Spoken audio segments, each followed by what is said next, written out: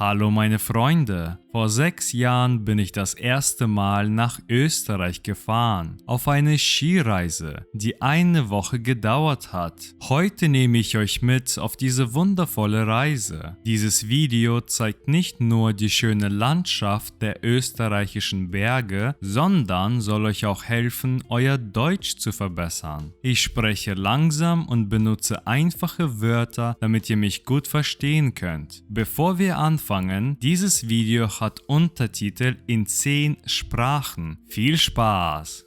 Wir sind von Hamburg nach Kals von Großglockner mit einem Bus ungefähr 20 Stunden gefahren. Ich hatte noch nie so viel Schnee gesehen und auch so große Berge mit so vielen Tannenbäumen. Es ist wirklich magisch, weil ich Winter und Schnee liebe, aber in Hamburg gibt es nur selten Schnee im Winter. Ich habe auf dieser Reise meine Bluetooth-Kopfhörer von Sony mitgenommen, Kaugummis und vieles mehr, was sich in meinem Rucksack befindet. Übrigens ist das eine Tüte, wo wir unseren Müll weggeschmissen haben, und da neben dem Fenster sitzt mein bester Freund. Wir fuhren immer höher in die Berge und es wurde neblig. Der Nebel hat mich an das Videospiel Silent Hill 2 erinnert. Unterwegs haben wir Menschen gesehen, die Schnee geschaufelt haben. Die kleinen Häuser sehen so gemütlich aus, nicht wahr? Schreibt in den Kommentaren, ob ihr auch gerne in den Bergen leben würdet. Das ist eine Bushaltestelle und in diesem kleinen Haus kann man in der Wärme auf den Bus warten. Praktisch im Winter, nicht wahr? Wir sind echt sehr hoch gefahren und ich habe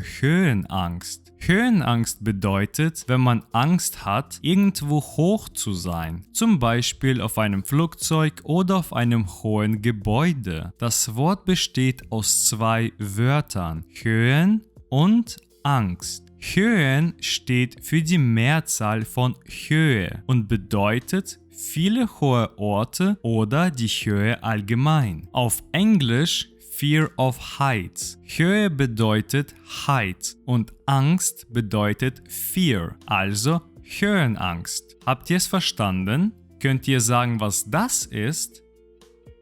Genau, ein Fluss. Hier ist noch ein kleiner Fluss. Vor uns fährt ein weiterer Reisebus und gleich fahren wir über eine Brücke, die auch über einem Fluss liegt. Wer weiß, vielleicht war es die ganze Zeit derselbe Fluss. Nach vielen Stunden haben wir endlich Kals am Großglockner erreicht. Es ist ein kleines Dorf mit nur 1108 Einwohnern. Trotz der kleinen Einwohnerzahl hat das Dorf ein Kulturhaus, ein Gasthof. Gasthof ist so wie ein kleines Hotel in einer Kleinstadt oder Dorf. Eine Musikschule, Post, ein Museum, eine Bushaltestelle, eine Bar, ein kleines Einkaufsladen und viele Häuser. Endlich kann ich meine Beine ausstrecken. Tut mir leid für die wackelige Aufnahme. Das ist der Gasthof oder ein kleines Hotel, wo wir eine Woche übernachtet haben. Ich und mein bester Freund sind in einem Zimmer für 4 Personen geblieben. Hier unten hat er geschlafen. Wir haben einen großen Schrank, einen Fernseher, wo gerade Big Bang Theory läuft, viele Schuhe, Sprite zum Trinken, Handy, Akku, eine Lampe, hier habe ich geschlafen, ein Bild, das bin ich, hallo. Und jetzt zeige ich euch das Badezimmer, eine Duschkabine, ein Waschbecken, Toilette und viele weitere Dinge. Und hier ist unser kleines Balkon mit Blick auf die Berge.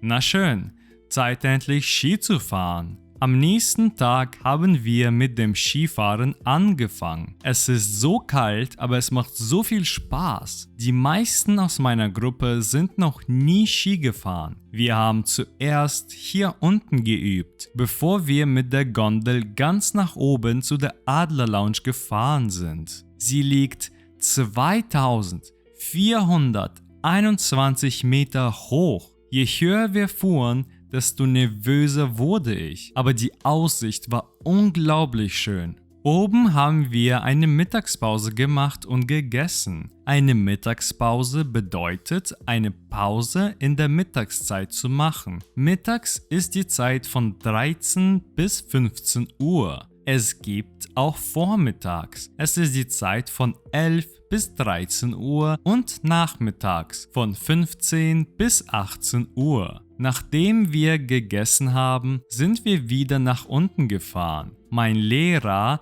hat sogar ein Video von mir gemacht, damit ich es meinen Eltern zeigen konnte. So fahre ich schon nach nur einem Tag Übung. Nicht schlecht, oder? Und hier fährt mein Freund. Die Lehrer haben gesagt, dass er ein Talent hat. Am nächsten Tag sind wir zu einem anderen Ort in der Nähe gegangen, um dort weiter zu üben. Dieser Ort ist schon etwas länger und steiler als der erste und es hatte einen kleinen Parcours, den wir später ausprobiert haben. Das Teil nennt man übrigens ein Tellerlift. Hier probiert mein bester Freund den Parcours. Und er springt. Danach bin ich gefahren.